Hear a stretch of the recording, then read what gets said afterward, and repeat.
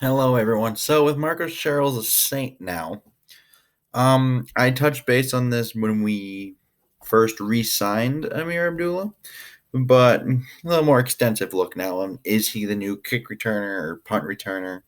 Both potentially, since Sherels is gone.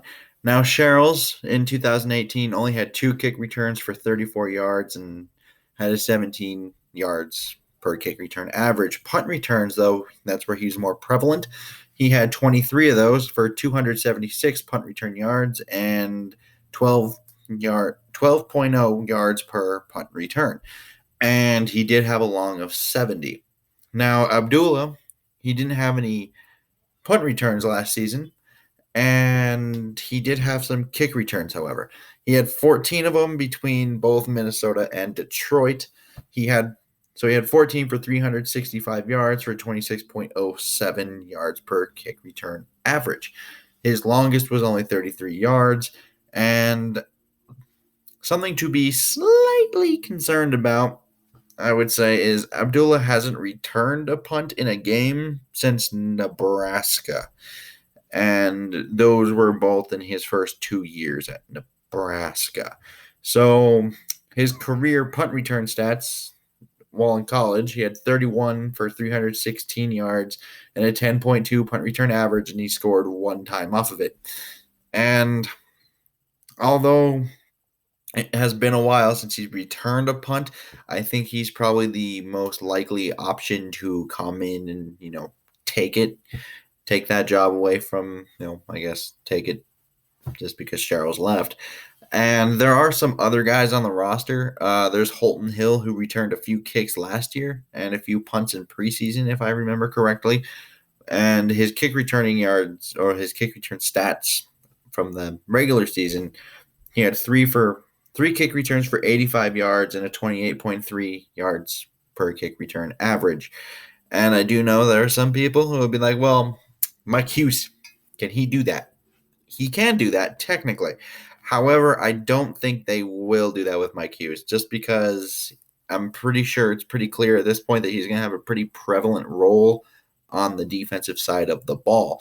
And, he's also coming off a torn ACL, kind of rehab. Don't push him too hard. Don't do these things because, I think that's kind of what we saw last season with Dalvin Cook.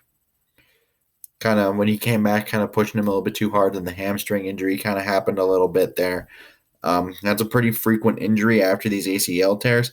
So I would think if they're planning on using him on defense quite frequently, especially in that nickel spot, if they're going to be rotating him and Alexander in there, or even the possible trade of a Trey Waynes, you start using Mike Hughes more. And that's the other reason that same logic could apply to Holton Hill potentially. Because once again, if you're talking about trading Waynes off of somewhere in a cap relief move, then all of a sudden you have, your starting corners happen to be Rhodes, Hughes, and you probably have Mack in the middle in the nickel spot. And then rotating in, you have Holton Hill. So if there was an injury of some form, you kind of put in Holton Hill. And the problem with putting him at kicker punt returner at that point is like, well, he's a backup. Well, what happens if you hurt your depth at corner and then Rhodes, who has been the past few years kind of been in and out of games, although I don't think he's really missed too many full games.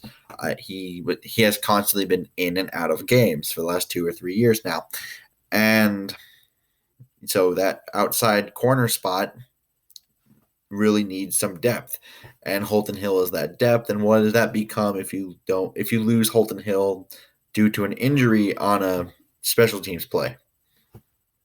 You're not left with much. You probably talk about flipping Mackenzie Alexander outside, maybe, and putting Mike Hughes back into the nickel, and just hoping you have a guy there who's good enough, whether they add a guy through free agency now or undrafted free agency, draft, all the good stuff, maybe all those kind of things. But it gets a little thin if you start doing that. So I doubt Holton Hill really gets a fair shot at this, especially if they trade Waynes. And it does. It does kind of suck though that we do lose Marcus Sherels because he's been a very good punt returner for so long in this league, and like I mentioned in the other video when we re-signed Amir Abdullah initially, I was a little concerned that this could be the end of Marcus Sherels' time in Minnesota because we are looking at a cap situation where we really can't afford to pay him anywhere from a $1 to $2 million cap hit just for a guy who only returns kicks and punts, mainly just punts. And as good as he is, I don't think Minnesota could afford it. And here we are. He's a saint, and we're trying to. I guess it's Amir Abdullah. I think. Um, who will replace him? That's who I think will do it because he can be still useful in some certain packages on the offense. He can run some certain routes, maybe some third down packages. He's kind of another guy to rotate in with Dalvin Cook, especially if he gets hurt. You are talking about a guy who may like a not a Dalvin Cook, but a similar mold of Dalvin Cook, where he's not as fast or as quick or any of those things, but he kind of gives you that same elusive, shifty feel. Obviously, he's not as good as Dalvin, but he is a still decent player in his own right. And as long as he holds on to the ball, we should be fine. That's a little bit of a concern as well with his fumbling issues. But I would like to know who you guys think should be kick and punt returning. If there is another guy on the roster I should have mentioned that I didn't, or all the good stuff. And until next time, I bid y'all adieu.